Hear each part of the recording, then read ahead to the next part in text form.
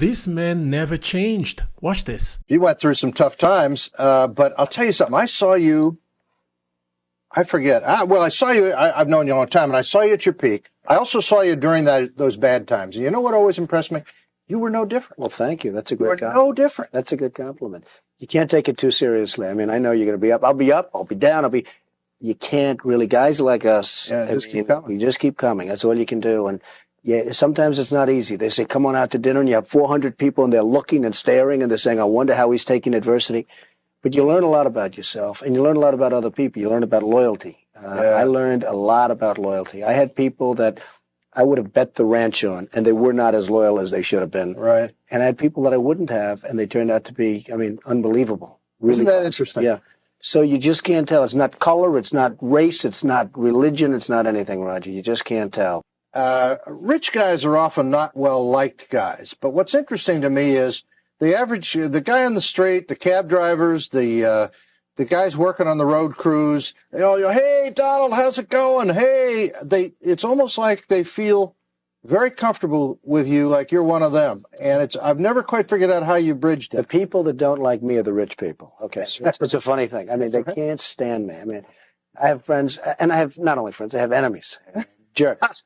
They work, they hurt people, they this, they that, and then they call up, can you help me get a reservation at a restaurant, okay? I say, what's the purpose of being rich if you can't get a table at a restaurant? The people that like me are the people that you're talking about. Yeah. The rich people do not like Donald Trump. Isn't that amazing? Well, I sort of love it. We're back talking with one of the most famous men in the country, and for good reason. He's also a really nice guy, and he does an awful lot for other people that doesn't get reported in the press. The press sometimes treats you good, sometimes they love to hate you, sometimes they love you, sometimes they hate you. They're very uneven. Some are very good, but I've met some of the most dishonest people I've ever met are in the press. I mean, they are literally some of the most dishonest, despicable people. And, when you see the public hates the press so much, the public understands.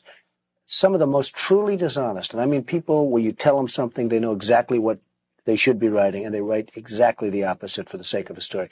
They're truly despicable people in many cases. Tell me about Mar-a-Lago. It's a fabulous house. It's the greatest house in the United States, easily by far, by any account, and it's a great private social club right now, and it's something we're very proud of. I mean, it's really taken shape. So now to join that private club would cost what, $75,000 a year? $75,000 to join. And during the bad times, I'm sitting here with this house that cost a fortune to maintain, $3 million a year, and I'm saying, is this ridiculous? And I started this process to get it into sort of an income-producing thing.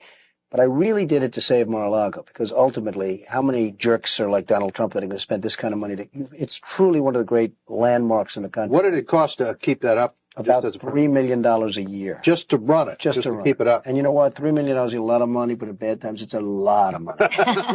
So I said, you know what? I'll probably have bad times again someday. I want to make sure that this little sucker is taken care of. So it's really, it's just going to be a great thing, and very, very successful.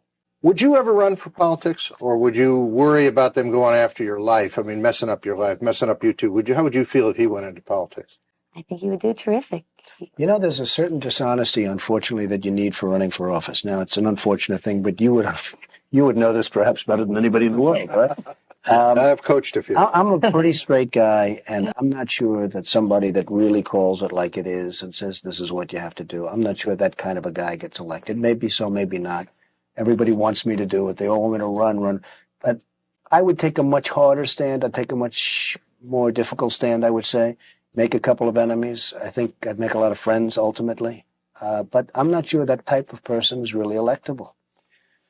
If the United States government took a firmer stand with foreign countries, would we be better off, or are we so much now a part of the community of nations that we can't really afford to offend anybody? I think we'd be better off, and I think we'd be far more respected. I just think that people would have far greater respect for this country if we took a much tougher stand. You let me know what you think about this in the comment section. I thought I'll share this clip just in case somebody never watched it before. God bless you. Catch you on the next one.